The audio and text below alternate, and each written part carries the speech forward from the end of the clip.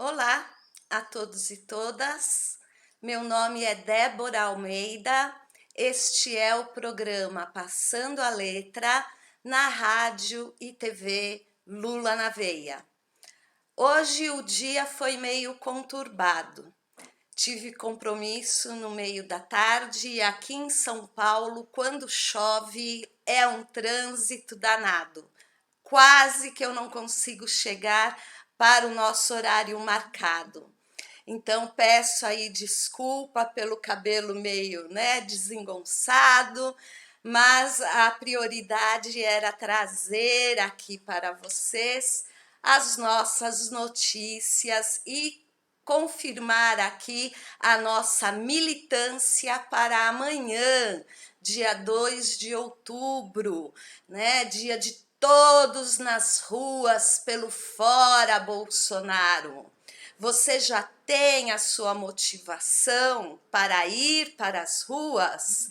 Se você não tem, dá uma olhadinha no canal, assista a nossa TV, que você encontrará milhares de motivos para pegar a sua bandeira, seja ela qual for, e engrossar os movimentos que estarão nas principais avenidas de cada cidade deste país. Não podemos fugir desta luta. Temos vivenciado, uma inflação enorme, cortes nas nossas listas de compra, percebemos claramente que o nosso poder aquisitivo não é mais o de 2016. De lá para cá a gente vem cortando alguns itens, o desemprego vem aumentando e chegamos num patamar que ou nós fazemos alguma coisa agora ou daqui a um ano a coisa estará muito pior. E eu já tive oportunidade de comentar com vocês que nenhum candidato que nós coloquemos no Palácio do Planalto em 2023, por mais progressista que seja, não fará milagres, Se vocês procurarem aí pelos sites de notícias, vocês vão ver vários críticos falando a respeito disso. Qualquer um que pegar o Brasil após a saída de Bolsonaro vai pegar um problema enorme, porque temos dívidas, não temos dinheiro, ele torrou tudo, privatizou um monte de coisa. Quem vier terá que ter essa meta da reestatização à sua frente, e nós sabemos que isso não é uma questão fácil.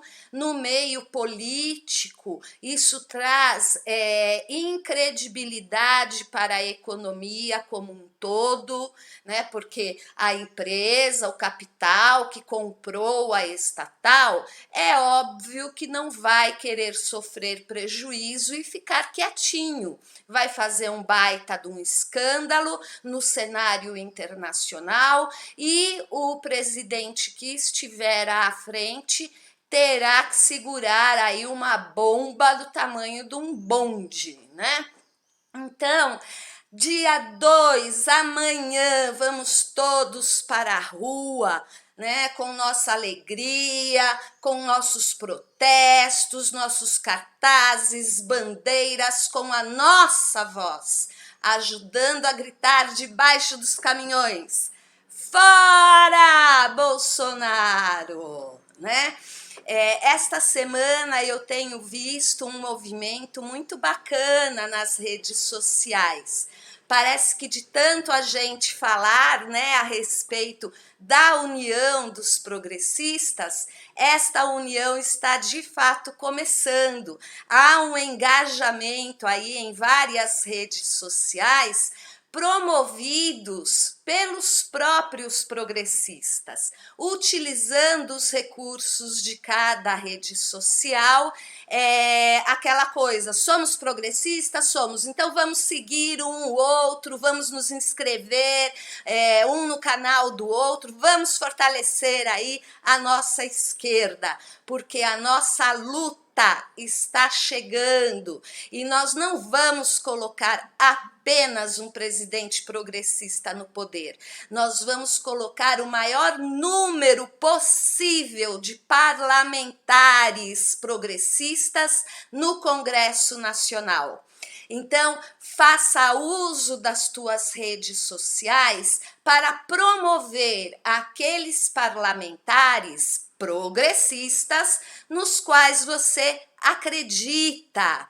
É hora de nós oferecermos o que nós temos de recursos gratuitos para que eles possam, através, da nossa indicação e dos nossos instrumentos preparados para recebê-los, recolhê-los, acolhê-los, e dar a voz para eles. É também a oportunidade que nós progressistas temos de fazer uma cobrança direta, reta e gravada sobre os planos de governo para cada um. Então, temos que utilizar esse nosso recurso digital aqui da melhor forma possível. E hoje, então, eu gostaria de começar o programa falando dos tops. Trouxe aí algumas notícias que eu achei que eram importantes, mas o que eu gostaria mesmo de falar antes dos tops é um assunto só. Esta semana, a exemplo do nosso programa aqui, nós discutimos muito sobre a CPI da Covid, E os dois últimos depoimentos, apesar de comprovarem o que a CPI já sabia e tinha documentos, apesar de ser uma oportunidade para os investigados virem a público e fazerem as suas defesas, na minha opinião, eu acho que a CPI já deu. Não no sentido negativo. A CPI tem meu apoio, teve desde o início e continuará tendo. Só que eu acho que nós já chegamos num patamar, de objetividade, falando em termos de CPI da Covid, que já deu. Nem acho que, assim, desculpem se minha visão está sendo um tanto quanto estreita, mas na minha visão, o que e quem eles precisavam investigar, eles já investigaram. Não acredito que pessoas como o velho da Havan ou aquele Otávio que foi ontem tenham muito mais a acrescentar ao que a gente já sabe. E é preciso, encerrá-la logo a CPI para que a gente possa ver o fruto disso, Se a CPI já sabe quem são os responsáveis por tantas mortes de Covid no país, é hora então de redigir esse texto final, encaminhá-lo para as instituições democráticas de direito e começarmos a cobrar a responsabilização, a punição dessas pessoas. Chega de nós ficarmos ouvindo praticamente o dia inteiro, falas que não tem muito a acrescentar, já que a CPI, quando convoca a pessoa, é porque já tem muito material dela ali para justificar o nomezinho dela no relatório final.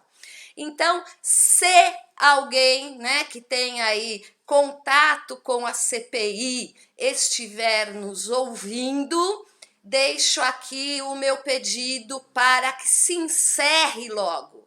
Vamos para os finalmentes. Redijam logo esse texto para que a gente possa ver ainda no ano que vem, antes das eleições, pessoas sendo punidas.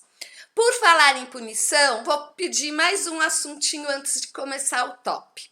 Hoje eu estava lendo com mais atenção, mas é algo que eu já estava vendo há alguns dias e acredito que você também. Veio aí, né, nas redes sociais e se tornou público o porquê do Bolsonaro ter ligado para o ministro Alexandre de Moraes naquele episódio em que o Temer apareceu em Brasília para ajudá-lo a redigir uma carta, né, de reconciliação. Nós ficamos pensando que o Bolsonaro estava com medo, né, da repercussão dentro das instituições democráticas e que isso de alguma forma poderia atingi-lo. Dizem as más línguas que o fato dele ter ligado para o Alexandre de Moraes é porque logo depois das atividades antidemocráticas do 7 de setembro, correu a notícia pelos bastidores políticos de que o Carluxo ia ser preso. Então, é onde entra aí, né, o pedido para falar com alguém que tivesse alguma aproximação com o ministro que estava pedindo a prisão do Carluxo. E eu confesso que eu fiquei meio decepcionada, sabe? Porque se isto é verdade, eu acho que não tinha que ter acordinho, não. Tinha que ter prendido, sim. Porque o Bolsonaro, se não fosse a ameaça ao filho dele, não teria retirado uma vírgula sequer do que ele tinha dito de cima dos caminhões. E muito provavelmente hoje nós ainda estaríamos vivendo uma guerra civil. Então, pelo que dizem as más línguas, Bolsonaro ligou, né, comovido, parece até que chorou um pouco durante a ligação para o ministro Alexandre de Moraes, pedindo para que não prendessem o filho dele. Que se houvesse a possibilidade de um acordo, ele empenhava a palavra dele de que pediria em público desculpas a todo o STF e ao ministro Alexandre de Moraes e não mais atacaria o STF, desde que prometessem que não iam prender o filho dele. Então, esta é a notícia, né, vamos dizer assim, de fofoca que correu essa semana pelas redes sociais. É verdade? Eu não sei. Mas há tantos, né, conluios, tantos acordos dos quais a gente não fica sabendo e não tem acesso, que eu não duvido nada, né? Porque de verdade o chefe do cercadinho parece que está mais contido nas ameaças, né? De vez em quando, quem trabalha lá no Palácio do Planalto conta que ele grita, bate na mesa, fala palavrão, mas até o momento está se limitando a escândalos caseiros, né? Embora o seu medo das punições para ele e toda a sua família vem correndo por todo o Palácio do Planalto à boca miúda, né? Então, dito isto, eu gostaria de começar o nosso top da semana. E o primeiro, né, item é justamente a respeito do 02. Por onde anda o 02? Que vivia dando chilique na mídia? Eu, pelo menos, não sei se é porque eu estava muito envolvida em ouvir, né, as notícias da CPI para trazer para vocês, mas eu não tenho visto mais os chiliques do Carluxo. Você tem ouvido? Se você estiver ouvindo, conta para nós aqui que eu estou desatualizada, né? Então, em função, né, acredito eu, de toda esta promessa que o Bolsonaro fez ao STF, principalmente ao ministro Alexandre de Moraes, eu acho que o Carluxo colocou as suas barbinhas de molho, do tipo, não vamos cutucar onça com a vara curta, porque vai sobrar para mim e eu já fui avisado, né? Então, por onde anda Carluxo?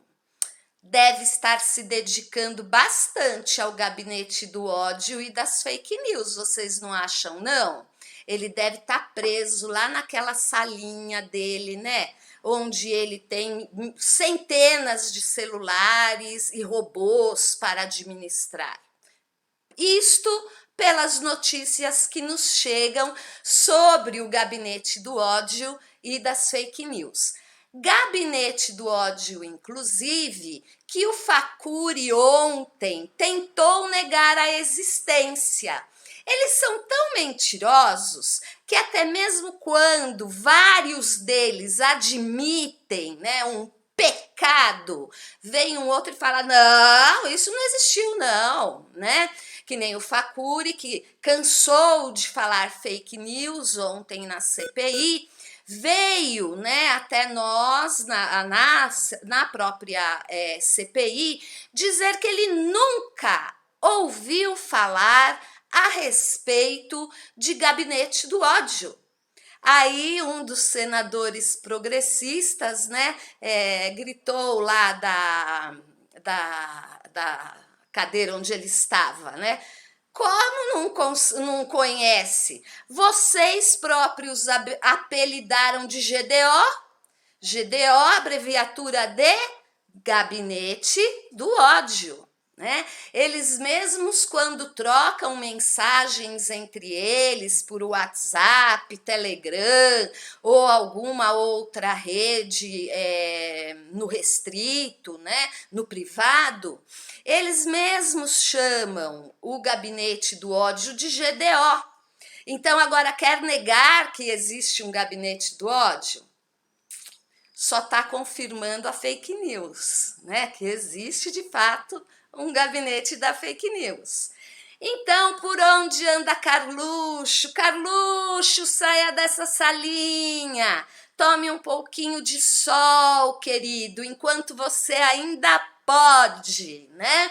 Porque depois vai ser mais difícil. Aí vai ter hora marcada, né, para sair, os minutinhos só. Não vai ser toda vez que você quiser. Então, aproveita, Carluxo, e vai curtir um pouquinho do sol. Não fica muito trancadinho aí no GDO, tá bom?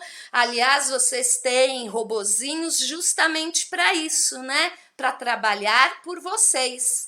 Então, confie um pouquinho nos robozinhos que vocês configuraram e vai tomar um solzinho enquanto você pode. O meu chapéu desta semana é para o senador Contarato. Senador Contarato, eu tiro o meu chapéu para o senhor. Porque, como o senhor mesmo disse em seu desabafo ontem na CPI, não é fácil ir em público e assumir o que é de fato, principalmente em tempos de negacionismo e de conservadorismo preconceituoso, né? Porque se você quer um estilo de vida para você e para os teus, é escolha tua. Agora, você não pode escolher a vida do outro porque você acha que aqueles valores são os mais corretos.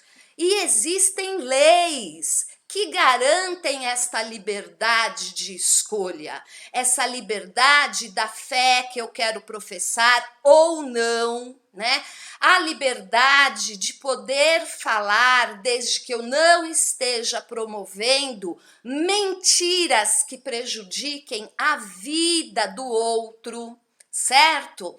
Eu tenho a liberdade garantida na Constituição de me casar com quem eu quiser, dentro de tudo o que significa aquelas siglas LGBTQIA+.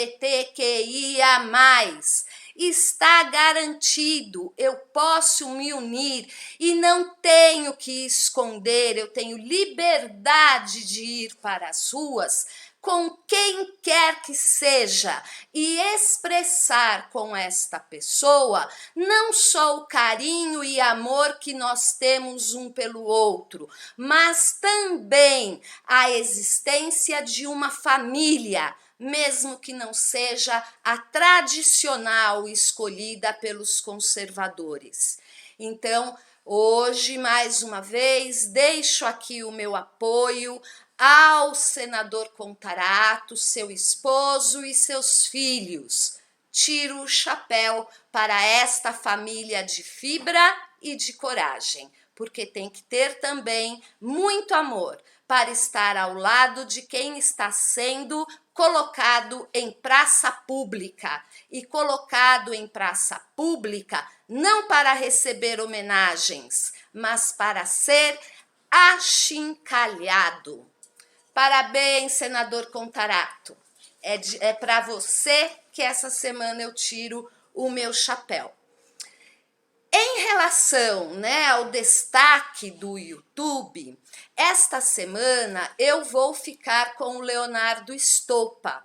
Eu sei que ele não precisa, né, da Débora Almeida aqui fazendo propaganda do canal e dos programas dele. Mas aquele vídeo curtinho que ele fez falando sobre o apagão, para que nós saíssemos da caixinha e lembrássemos do que o Fernando Henrique Cardoso fez durante o governo dele, que também sofreu com ameaças de apagões, né? Isso para mim me movimentou bastante durante esta semana. Tudo que eu ouvia a respeito da possibilidade dos apagões, eu procurava lembrar do que o Leonardo Stoppa havia falado, né? Sobre usar a desculpa, a possibilidade de um apagão para comprar energia cara de grupos privados que vão nos enfiar a faca. E a gente sabe que nestas negociações sempre surge uma sombrinha de dúvida se tudo ocorreu da melhor forma possível e com a maior lisura possível, né? Como estamos aí na reta final para as eleições de 2022, ou seja, começa agora de fato, né, a corrida eleitoral. Precisamos ficar atentos e fortes, não podemos temer a morte, né, e olharmos sempre com olhos investigativos os próximos grandes gastos que este governo federal vier a fazer. Então, deixo aí para vocês como destaque do YouTube os programas do Leonardo Stoppa, que já falei várias vezes da minha admiração por ele e como às vezes ele consegue fazer com que eu saia fora da caixinha para pensar diferentemente do que a grande maioria está se debatendo nas redes sociais. O livro da semana não será um livro. Eu separei para vocês dois acontecimentos que vão, começou hoje em Pernambuco e o outro está acontecendo em Campo Grande, no Mato Grosso do Sul. Então, em Pernambuco, começou hoje, 1º de outubro, a Bienal do Livro. E tem uma programação, pelo pouco que eu olhei, assim, muito gostosa. Então, eu indico para você todos os livros que estão lá na Bienal do Livro, né? Eu indico para você todas as palestras que vão fazer aí na Bienal do Livro em Pernambuco, né? E espero que você tenha a oportunidade de acompanhar palestras como a da Mia Couto, né? Que a da não, é um homem, né? Eu não conheço bem, mas com Mia Couto e Itamar Vieira Júnior, né? Que vão dar aí uma baita colher de chá para quem for lá ouvi-lo. Bienal do Livro, nos últimos, né, formatos dela, tem sido muito bacana, porque eles envolvem vários tipos, né, de narrativas, envolve música, envolve game. Então, hoje você ir a uma Bienal do Livro é ir a uma Bienal da cultura, porque parece que você entrou de um jeito e saiu revestido de cultura por todos os lados. Então, o livro da semana são todos que estiverem lá na Bienal do Livro em Pernambuco.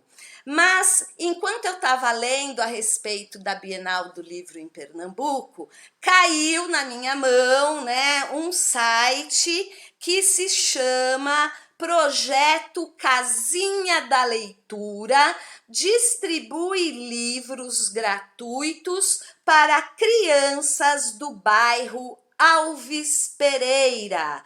Essa notícia foi atualizada hoje, então, ou seja, esse projeto está sim, né, em desenvolvimento. É um projeto que trabalha junto com crianças de uma EMEI, né, uma Escola Municipal de Ensino Fundamental, Cleomar Batista dos Santos, no bairro Alves Pereira, em parceria com o Rotary Club de lá, né, que deu o início a esse projeto Casinha da Leitura. Então, se você está aí, né, no bairro Alves Pereira, em Mato Grosso do Sul, e tem aí na sua cidade esse projeto Casinha de Leitura, veja o que você pode fazer, mesmo sem tirar um tostão do bolso. Tem tanta gente, né, que sabe fazer uma boa leitura de um conto, né, ou contar uma história de cabeça, ser um contador de histórias. Dividir com essa molecadinha o gosto pela cultura, né? Então, como eu sempre falo, precisamos estudar. Esta semana eu indico todos os livros da Bienal de Pernambuco e para que você pratique a tua leitura para pequeninos, até mesmo dentro deste projeto que a gente vê acontecer aí em Campo Grande, no Mato Grosso do Sul. Parabéns, o pessoal daí desta comunidade, deste bairro. E para terminar o nosso bate-papo, eu ia seguir a sugestão de um amigo meu, mas em função do tempo ter sido meio corrido agora à tarde, eu vou deixar essa surpresa para a semana que vem, porque eu quero fazer uma pesquisa melhor a respeito da música, porque eu gostei muito dessa música e não a conhecia. Então, eu vou fechar para vocês o dia de hoje com uma música que é do Chico Buarque, que fala de reforma agrária, e nesse ponto, né, eu quero homenagear o pessoal dos movimentos Sem Terra e Sem Teto, que tiveram a coragem de ir protestar lá na frente da casa do 01. Vocês estão sabendo? MTST e MST foram para a frente da casa do 01, naquela mansão de 6 bilhões, né? E ficaram lá protestando. Levaram faixas, né? Gritavam palavras de ordem e falavam que enquanto os filhos do presidente compram mansões, a população brasileira está morrendo de fome, é cada vez mais vergonhosa, né? A nossa vida vendo os nossos irmãos precisarem pegar carcaça de osso já podre para tentar aproveitar alguma coisa e comer. Gente, a que ponto nós chegamos, né? Mas vamos terminar, então, a nossa sexta-feira homenageando estes nossos companheiros que estiveram à frente, né, lá no Rio de Janeiro, saíram das suas terras e foram lá protestar. Que amanhã nós tenhamos a mesma fibra, a mesma coragem, saiamos da nossa zona de conforto e vamos para as ruas denunciar os crimes desta família. Com vocês, então, um trechinho de Funeral de um Lavrador, pela voz da Tânia Alves. Essa terra em que estás com palmos medida é a conta menor que tiraste em vida. É a conta menor que tiraste em vida. É de bom tamanho, nem largo nem fundo. É a parte que te cabe deste latifúndio. É a parte que te cabe deste latifúndio. Não é cova grande, é cova medida. É a terra que querias ver dividida. É a terra que querias ver dividida. Esta música tá me lembrando a interpretação de uma pessoa que eu já falei dela essa semana aqui, o meu colega, né, de fé e de militância, o Rui Leitão, né? Essa música fala sobre o sonho da reforma agrária, né? E a Tânia conta a decepção e a amargura de o lavrador só perceber que é de verdade posseiro, proprietário de algum pedaço de terra quando ele morre, né? Não é cova grande, é cova medida, é a terra que querias ver dividida. Que nós possamos, dentro de um governo mais tranquilo, voltar a lutar pela reforma agrária no nosso país.